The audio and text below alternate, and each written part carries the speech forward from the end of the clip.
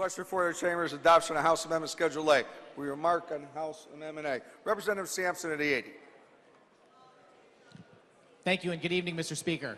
I concur with the chairman of the Insurance Committee that this is just a clarifying amendment that enhances the task force of the underlying bill, and we'll certainly talk about it briefly, assuming the amendment is adopted. And I encourage my colleagues to vote in favor.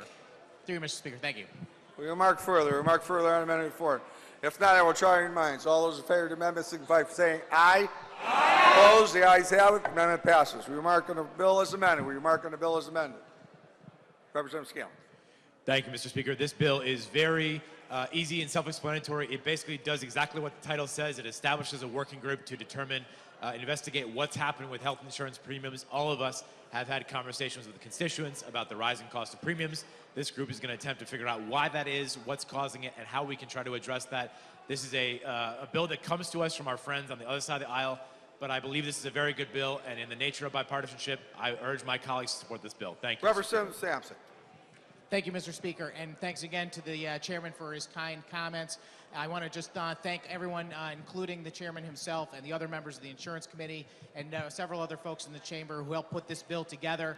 I think it's very, very important, especially hearing the news today about Aetna, that we work very hard to try and address the insurance industry and trying to make Connecticut as attractive a place to be as possible. And this bill addresses it in several different ways by putting together a working group that's going to investigate how we should handle what happens after the ACA, encourage competition in the marketplace, maybe come up with ways for insurance carriers to offer different products.